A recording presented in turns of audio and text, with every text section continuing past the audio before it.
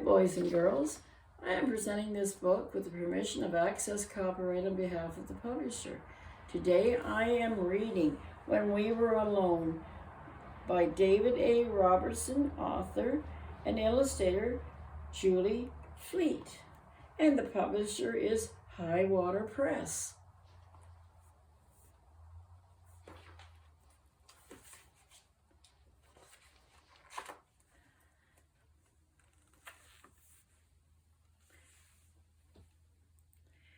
Today I helped my Kokum in her flower garden. She always wears colorful clothes. It's like she dresses in rainbows.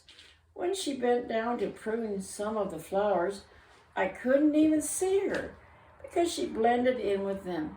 She was like a chameleon. Nokum, why do you wear so many colors? I asked. Nokum said, well, Nosium,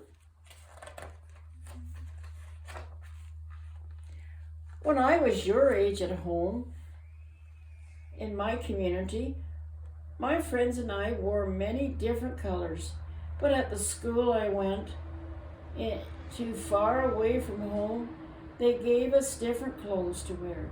All the clothes were dressed the same, and our clothes weren't colorful at all. We all mixed together like storm clouds.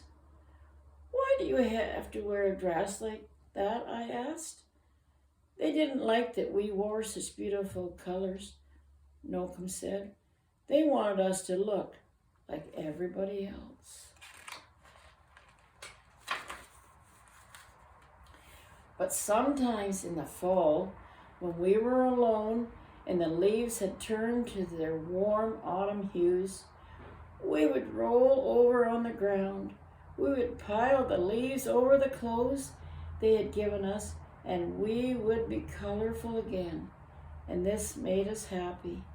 Now, Nokum said, I always wear the most beautiful colors.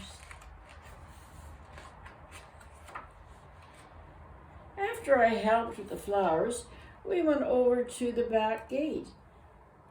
There were vines covering the gate.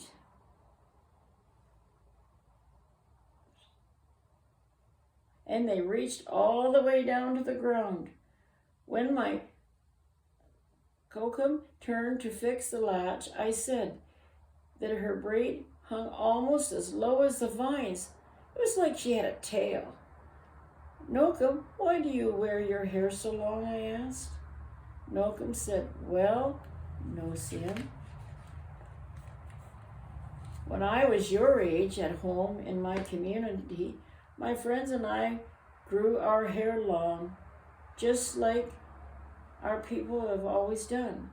It made us feel strong and proud, but at the school I went too far away from home. They cut off all our hair.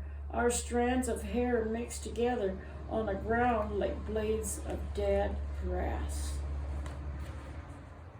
But sometimes in the spring, when we were alone and the grass had grown so long and thick in the field, we would pick the blades from the ground.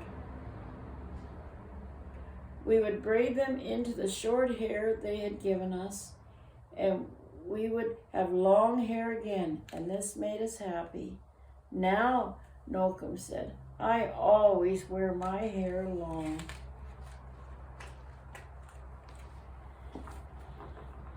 After my Kokum had fixed the latch, I followed her to the birdhouse. There was a bird flying through the air like a jingle dress dancer. She fed the bird and whispered, here, little bird, eat, so you will get big and strong. When I was your age at home in my community, my friends and I always spoke our language. But at the school I went to far away from home, they wouldn't let us speak our words. All the children used their strange words, and we didn't understand them at all. Our voices blended together like a flock of crows. Why did you have to talk in their language? I asked. They didn't like that we spoke our language, Nocum said. They wanted us to talk like everyone else.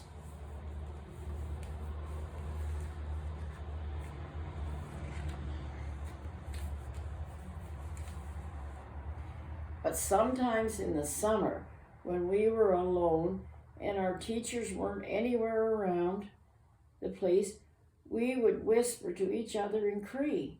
We would say all the words we weren't allowed to say, so when we wouldn't forget them, and that made us happy. Now, Nocum said, I always speak my language.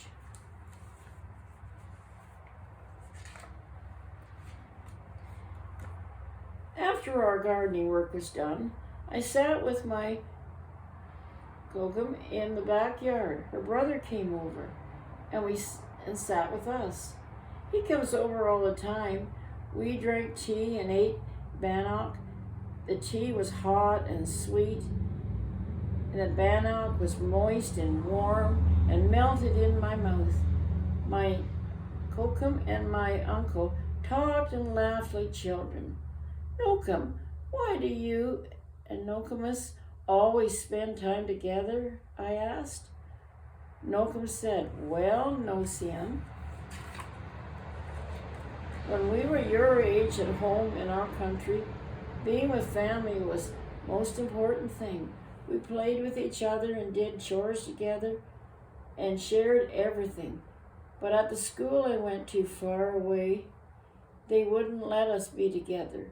My brother and I were separated. Why were you and Nokomis separated, I asked. They didn't like that we were with family, Nocum said, because when we were together, we thought too much of home. But sometimes in the winter, when we were alone and we were sure that nobody could see us, we would find each other. We would take off our mitts, and in the crisp, cold air, we would hold hands so that we could be with each other. And this made me happy.